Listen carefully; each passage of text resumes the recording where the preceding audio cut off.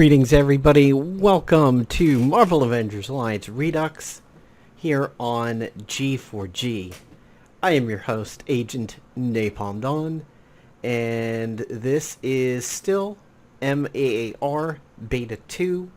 Links to download it will be in the description, along with links to the Facebook group and links to the Discord. If you attempt to join the Facebook group, make sure that you answer all the questions that are asked or you will not be let in.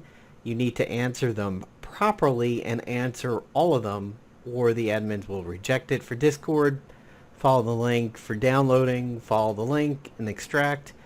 And before we get into the meat of the video, remember, do not ask me about release dates of Beta 3 and do not ask me if this will come on mobile. So last week, maybe 2 weeks ago, I did a series of the best PvP earnable heroes and the best Spec Ops related heroes.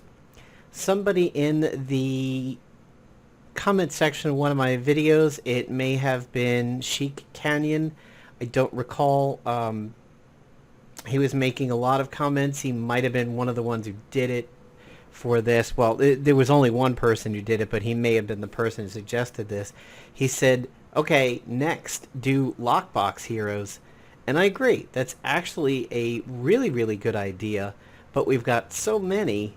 Let's go ahead and jump into it pretty quick. So the first thing I want to do is bring on screen the first lockbox hero that we earned.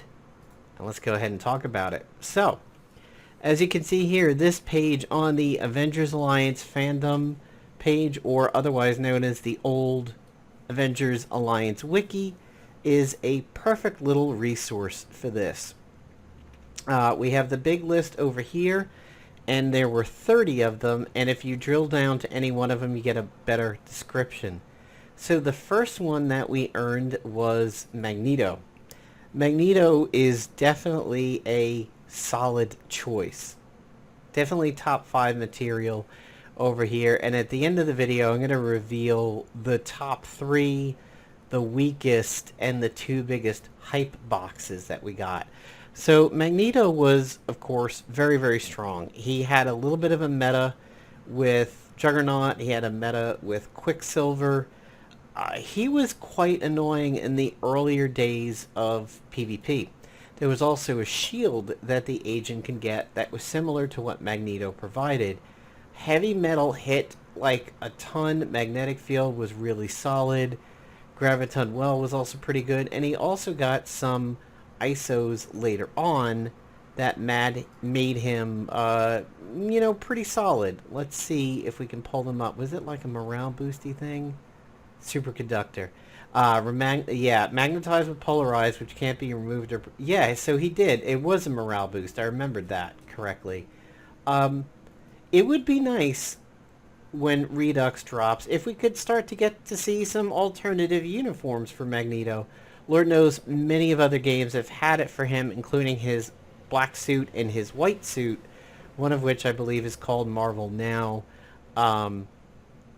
Hopefully some love will come Magneto's way, but he's definitely top 5 material there because Magneto never really went out of style overall. He got pushed out of PvP, but he still was a major player in the game in general. Up next is Omega Sentinel, which has a pretty sexy box. Now, you're going to hear me talk about the aesthetic of these lock boxes a lot because when the game was live, I had an opinion on them. This Omega box was pretty cool. The Magneto one is bland, but it's solid. This Omega box is really cool. So Omega Sentinel, as you can recall, had the Scrapper, the Tactician, and the Bruiser forms. She also had an ISO that really screwed everything up where she would change classes, but she would retain the abilities of the class that she was when she shifted. So she was in Tactician form and got hit by a Bruiser.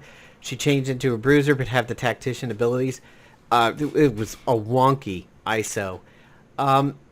She never really hit hard, but she was super annoying to deal with as she was a pretty good all-arounder, more specializing in support with tanking and healing. And of course, she was part of the stall meta with her and Rescue during the end days of PvP, which was meant to elongate how much time your defense was on the field so that they didn't take too many attacks. She's about a mid-carder. She's just that kind of a solid workhorse that didn't really shine but wasn't really trash. Up next we have Juggernaut in the Unstoppable lockbox, which is an okay lockbox. Juggernaut was a powerhouse for a long time, but unfortunately a lot of anti-melee related items like the Hugins Eye pushed Juggernaut out of the picture. His build-up to melee attacks and working with Quicksilver, the infamous Quick Jugs meta, was really, really good. He also has a piece of Agent Gear, the Momentum Generator, that sort of emulated him. This is also one of my favorite visual representations of Juggernaut ever.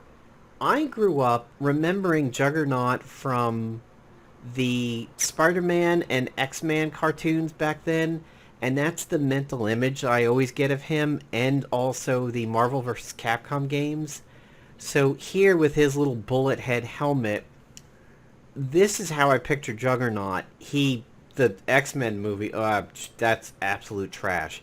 He was way better in Deadpool 2, and that's a little bit closer to how I think of Juggernaut, but he's an impossible human to portray without CGI, which makes it tough. But this, when I mentally think of Juggernaut, it's this and the Spider-Man and the X-Men cartoon. So I like this representation of him a lot. He's also a ridiculously strong character. The Coil lockbox.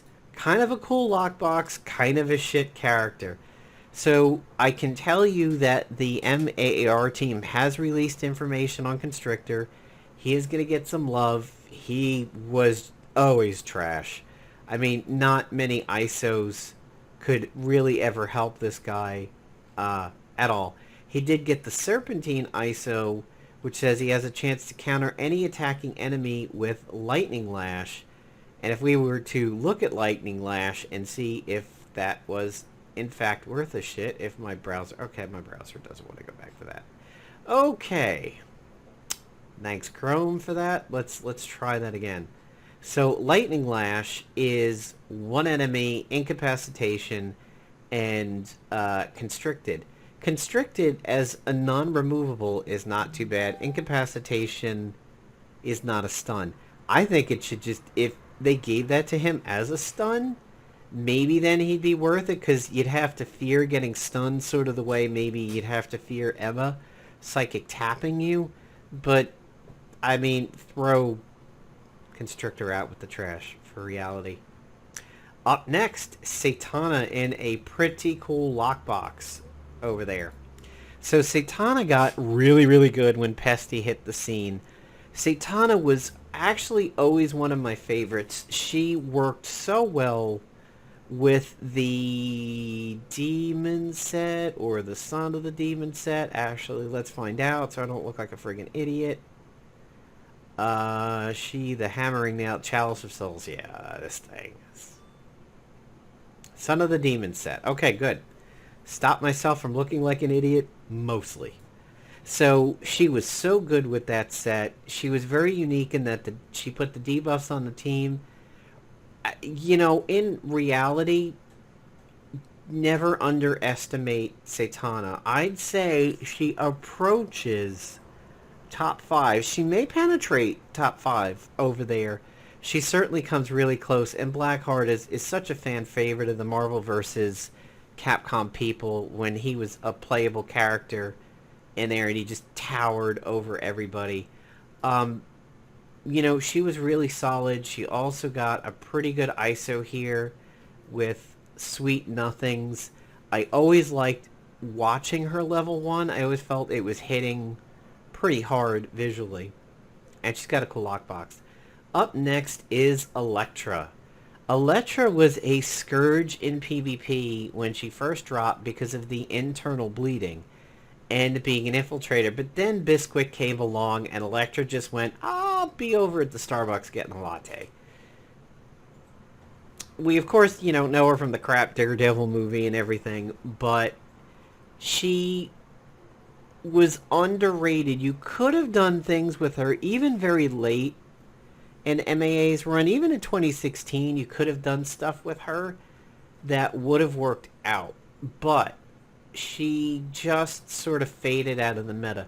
She was solid if you wanted to go into her. She did get that Scrappy Sentiment one, but she also had one that, well, not her directly, but you had that Infiltrator one that allowed you to turn the attacks into magic, and then she actually had some pretty good synergy with Null, and having internal bleeding and everything is, it's pretty cool for a bleed team.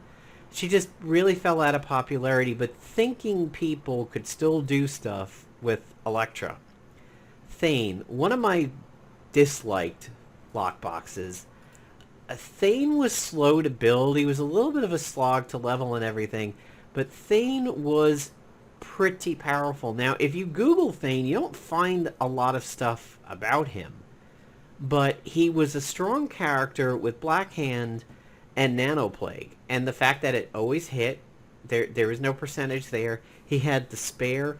I liked using Thane when you had the Blasters versus the Symbiote Tactician daily because of the Despair. He shut down the healing. Flanked really progressed as Amber very, very quickly. I did use him in PvP for a little while, and he also got Amberfield now applies Preservation to all allies, so everybody, it becomes an AoE of the shield and removing harmful effects, which is pretty good. It's like having a Scroll of Uncle Bob, but in a character. Up next is Loki. So Loki was one of those ones that was a slow burn with a lot of people. His lockbox, visually, I never really liked. He was weak for so long until he got reworked, and then he got better. I've got a video up on YouTube of him and Scarlet Witch, and I believe it was called Team Trolly Nuts, because there were ways you could kit out Loki to be pretty obnoxious. Now, his staff was very popular in early PvP, especially back even on the Playnom site directly.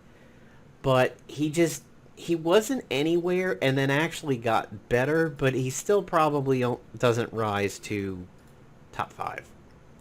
Fanged Lockbox, giving us Sabretooth. Now, this one visually was a fun lockbox. I like the little nods there to the cat scratches on it. And Sabretooth was really strong. He disappeared by the end of the game's lifetime, but he was fairly strong in PvP with the tantrum and everything like that. He was good on a bleed team. He could actually do some pretty steady damage over there. Again, solid, not really top 5, but, maybe top 10. Dr. Doom in the Impending Lockbox. Hated that lockbox visually, but he goes down, and spoiler alert, I'll just say it right now, one of the 2 most hyped lockboxes of all time. You built it up towards Christmas, and then unlocked on Christmas Day, and I admit, there I was as a goddamn adult, waiting up until 2-3 o'clock in the morning on Christmas Day morning to try and unlock him, and he wasn't unlockable yet, and I was like, fuck it, and I went to sleep. I mean, it was like a 7-year-old waiting for Santa. Doom was ridiculous in PvP when he first dropped. Just the way Ring Imperial worked, and the fact that he could kind of keep you from getting debuffs and everything, he was broken. But then when he got fixed, he fell off fairly quick, and by the end of the game, let me tell you, I did see the occasional Doom on defense. He had about the same hit points as the Agent, so why bother? And everybody always said building up to the Doom cannon was nearly impossible. It was like smelling a unicorn fart. It was so rare that people probably took a picture of it and said, oh baby, a triple, when they were finally able to get this thing to actually fire off. He isn't necessarily bad if you could still get him with another hero. His kit is kind of fun, and it is diverse, and it's a little bit Swiss Army, But just the fact that you're locked out of not having another character at that point means he's useless no matter what his kit is like at this point. Up next is the Psycho Lockbox, which gave us Moonstone, otherwise known as Carla Sofin. So she was one of those characters that, on paper, the knee-jerk, and I wasn't that crazy about that box.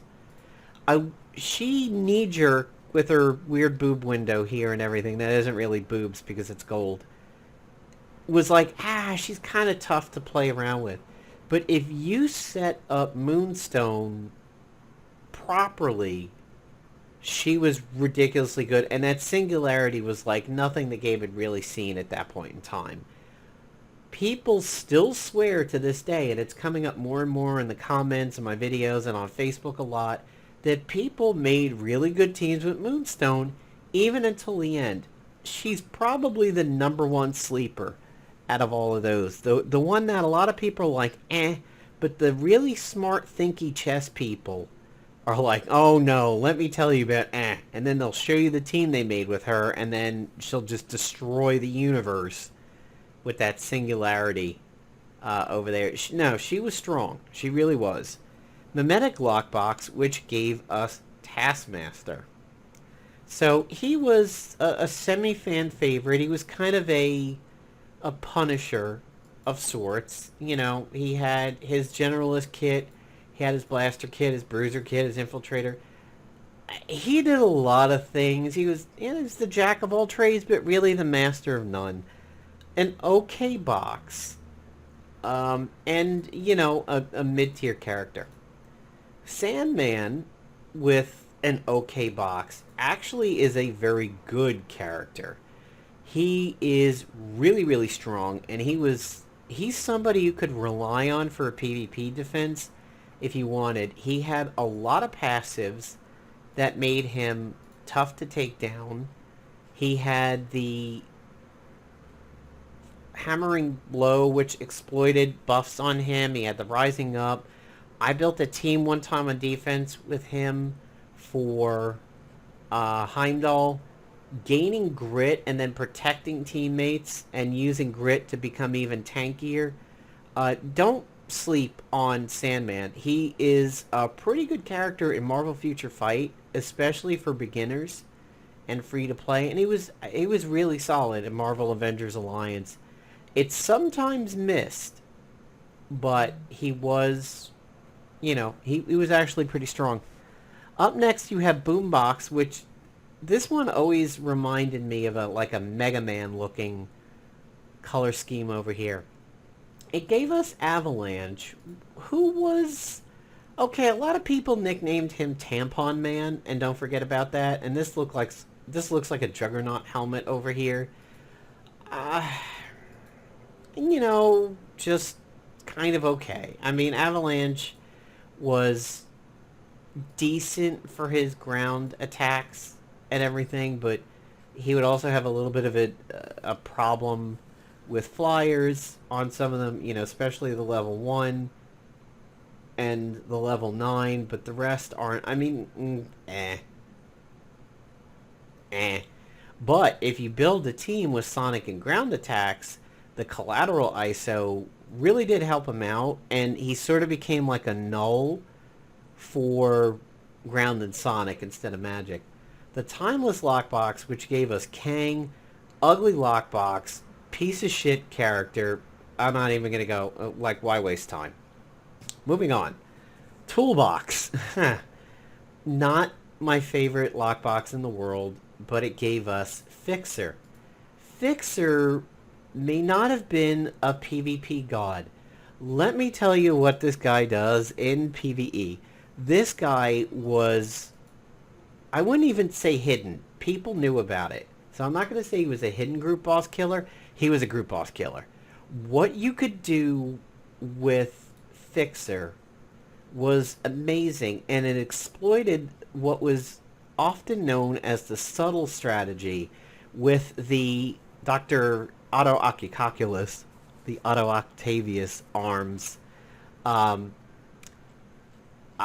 forget the abbreviated name of that, but basically you stacked up a bunch of the arm debuffs from the agent, and then you exploited all at once, and you killed them because you were doing subtle attacks.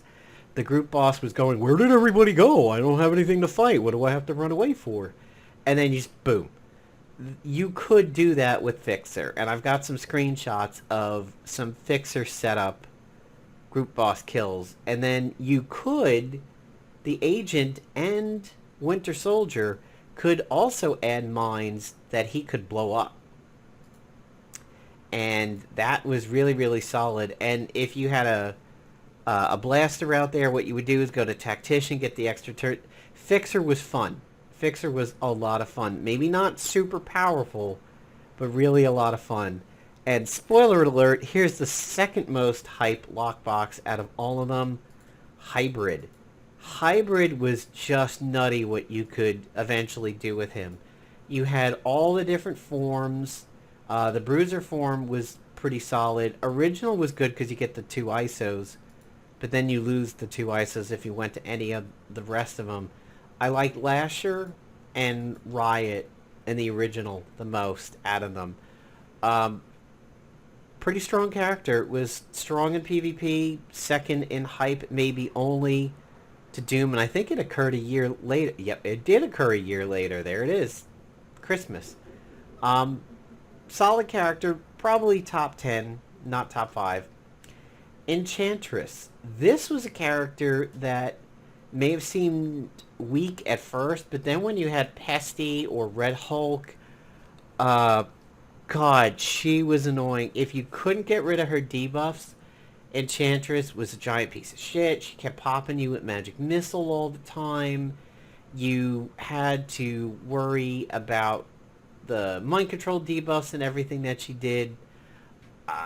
Super annoying. Never got an ISO. Hopefully she does, but you could give her some pretty good AISOs there. I mean, Chaos Shot over there, and then Emerald Wave hitting everybody, exploiting Delirium, which is her charm to mind control, Attrition, which is any of the ones from Chaos Shot. Delirium is also disoriented smitten.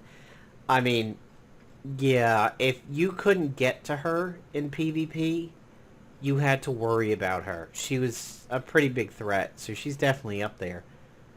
Unbreakable Lockbox gave us Destroyer. King Bonk. Not the biggest character in the world in terms of impact in the game. A little bit of PvP usage when he first dropped. Again, this is somebody you had to build around. I have a video on YouTube, Carolina Dean Destroyer, which is Carolina Dean and Destroyer over here. He was fun, actually. He was a fun character to play for me. He did require a little bit of thinking to use him properly. Never got an ISO, although I kind of thought maybe he did at some point. He was fun to build a team around, but he just wasn't super strong. He was one of my favorites, though, and one of my favorite boxes. Superior Lockbox gave us Subspy, or Superior Spider-Man, around the time we were dealing with Karn. And the Along Came a Spider Spec Ops. I liked him way more than I liked Miles. I have apologized for my Miles hate lately, but at this time, if I had to pick between this goober E.T. weird-ass communion alien over here and Superior Spider-Man, I would pick Superior Spider-Man all day, every day. Miles has gotten better, and in the PS5 reveal that was put out today, Miles Morales is going to be the next Spider-Man in the PlayStation Spider-Man game. And we're not really too sure if we're calling it Spider-Man 2 or Spider-Man 1.5, but he's going to take it over. And after seeing him in Into the Spider-Verse, I have a much bigger respect for him than I did, but I hated him in this game. I just thought he was trash. Atomic Lockbox, one of my disliked lockboxes, gave us Hyperion. Hyperion was weird in the sense that you could get him and eventually get him to have 2 ISOs, even if you got his modern uniform. I do recall this is supposed to be Marvel's little joke-ass answer to Spider-Man. I just mid card fighter. I mean, really, if you were to put it in wrestling terms, just you could do some interesting things with him, but he wasn't that great. Icebox gave us Blizzard, one of my disliked uh, lockboxes over there. Um, he was okay. The agent had some frosty weapons you could use to build around him, but he's pretty low in the hierarchy. Arcane gave us Mordo. Mordo is really similar to Enchantress, that he's a big threat if you can't get rid of his debuffs. I used him quite successfully in a lot of group boss related situations, especially if it was a bruiser. There were some things you could do for his astral phase that were pretty cool. Um, Pretty solid character. Not top 5, but solid. Boomerang again, looks like a Mega Man box to me. And it's a fucking Mega Man villain in my book, if you ask me. Gave us classic Boomerang. Throwaway character. Not really much to say there. Hated the box. Character was okay. Duck in a Box gave me, again, one of the boxes I like the least. But I would probably say Boomerang is my least favorite. It gave us Howard the Duck. And Howard the Duck was kind of fun. When Squirrel Girl got her cosplay uniform later in the game, it had some pretty strong synergy with Howard the Duck over here. He was fun. He was that kind of haha funny character that was like, all right, this guy can kind of do some shit. Not top 5 material, but fun and solid. The Wintery lockboxes, which are pretty cool visually, gave us Winter Soldier. Now, I always hated Winter Soldier's sprite in the game. He just kind of looked out of shape a little bit, and I never really liked the face on him. He annoyed the crap out of me in PvP. And infiltrators tended to do that because I was so tactician heavy.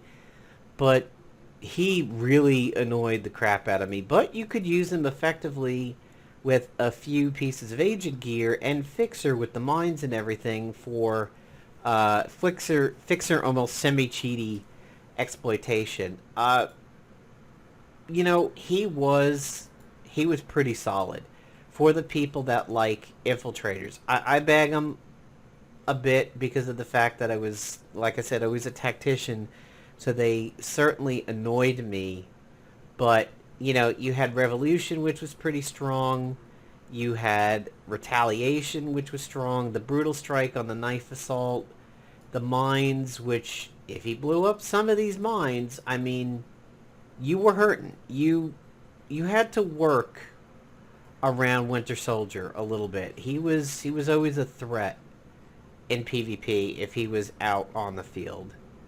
Up next, the Reptilian lockbox. Again, not one that I was ever that crazy about. It gave us Lizard. Lizard was right in there in the thick of the Sinister 6 run of characters that we got over there.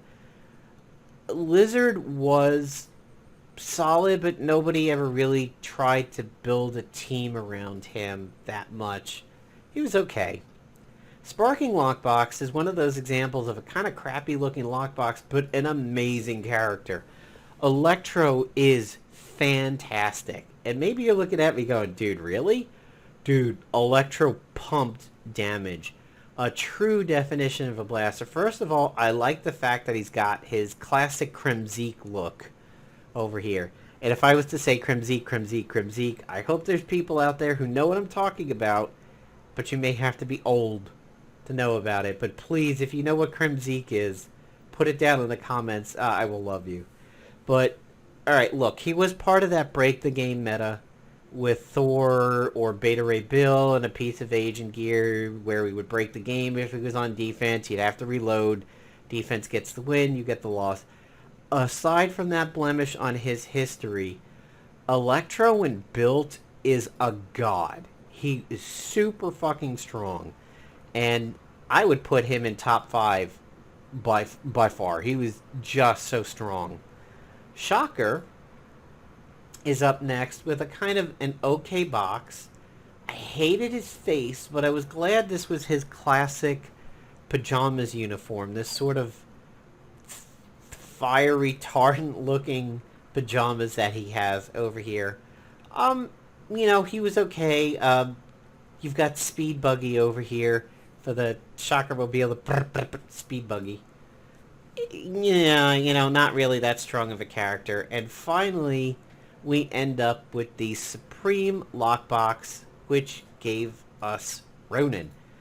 Ronan's not really worth talking about, not because he's trash. It's because he came at a time of the game when people knew that Playdom had probably given up. Now, people say that way back here at Cloak and Dagger, that Playdom knew they were giving up at that point. No, I don't agree with that. I do not think Cloak and Dagger was quote-unquote overpowered because they knew the game was ending. I mean, look at how many heroes you have between when Cloak and Dagger dropped and the end of the game.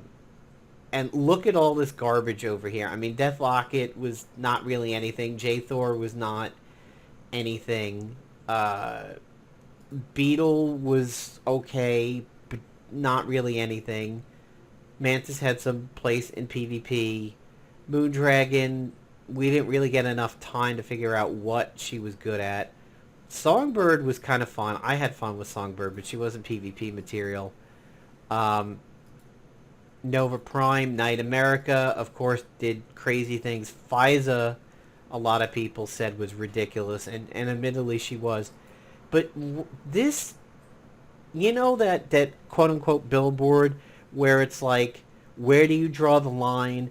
And it's like a squirrel and a rabbit and a horse and a dog and a cat, and it's a PETA-related billboard. You're supposed to draw that meat-eater line of, like, drawing it between cow and horse.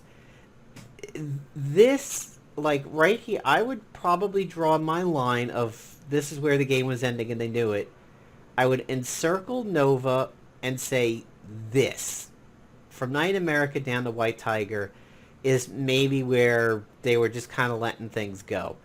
Knight America and Fiza are debatable. Ronan is slightly debatable. The last three are not debatable. This, everybody universally agrees that these last three, they knew it was done.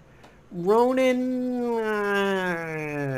50-50 on that one. Fiza people hate, but I don't necessarily know if the hate should be directed by the fact that Playdom was giving up at this point. So just throw out any other super powerful thing we could think of.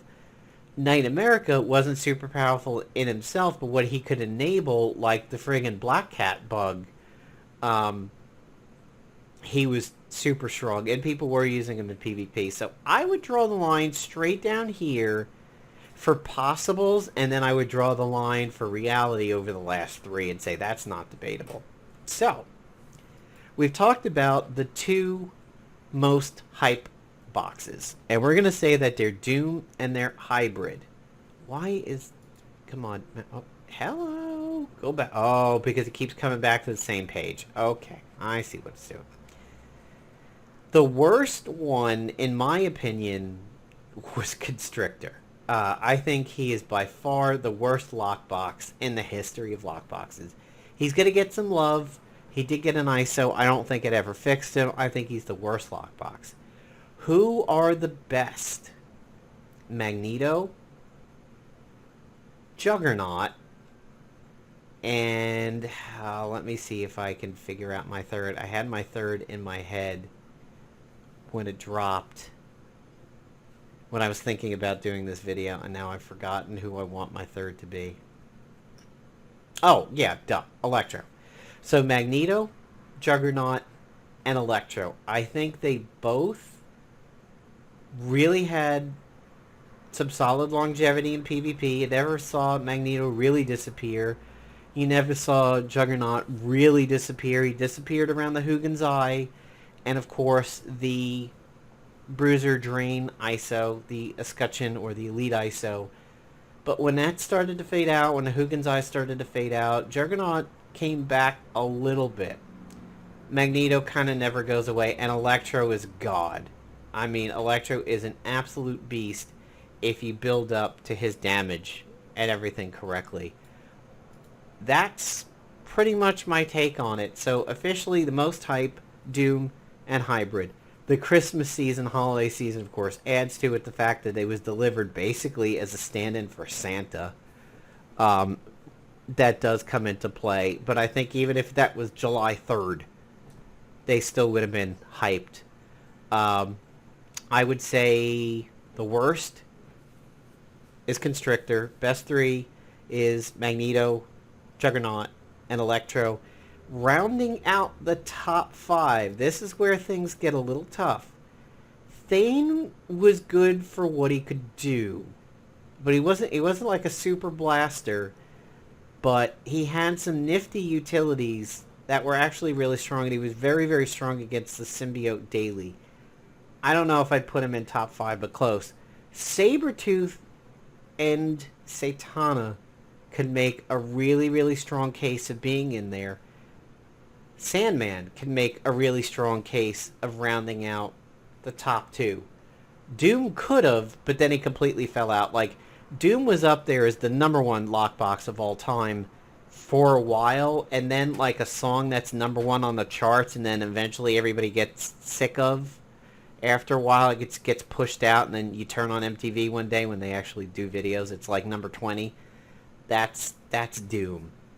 Fixer was a great group boss killer, but it doesn't really warrant a spot in the top five. Enchantress makes a case for being in the top five. So, you have Sandman, Enchantress, Sabretooth,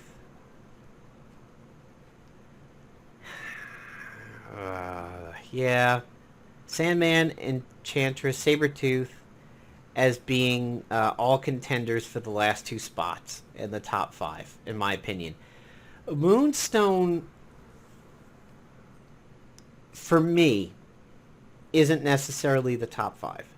I will welcome people arguing for her to be there, and I will nod my head and agree with you. I'm not necessarily saying I would do it. She definitely belongs in top 10. She probably hovers at around the 6 or 7, but if you build a team around her, she could probably be 3.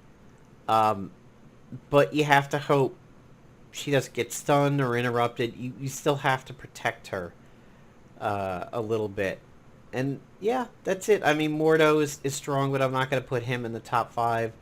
Winter Soldier, again, I hated infiltrators in PvP, but you could, and a lot of people will, maybe even, I think it was Sheik Canyon who mentioned that he rode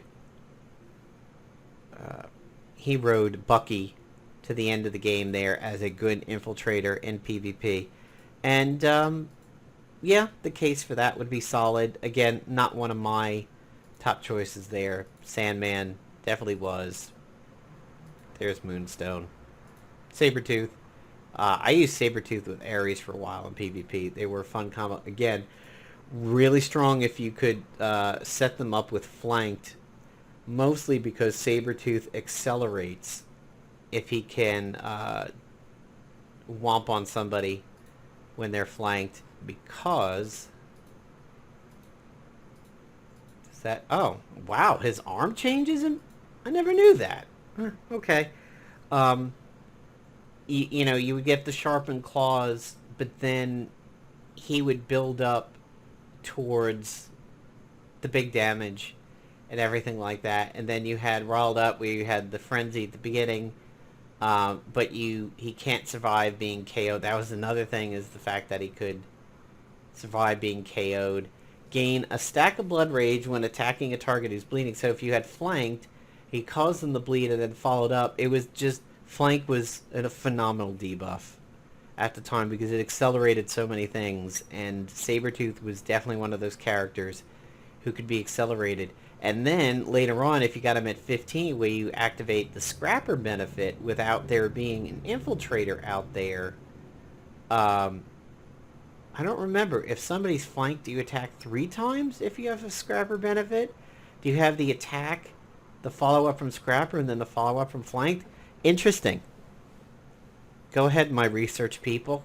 Let me know. Do you get 3 attacks if somebody's flanked and they're a Scrapper with their Scrapper bonus up? And then that Brutal Slash, exploiting the attrition and the Blood Frenzy, strong attack. So that's my case for him being in the top 5. Anyway, enjoy the video, guys. I hope you like this retrospective of lockbox characters. And I can't wait to be able to use all these guys again with their debuffs and everything. And that's what Goofy's working on right now. He's getting combat in a much better state than it's been. So we should start seeing some debuffs and proper damage calculations soon based on what he said on Facebook. Take care, everybody. Enjoy.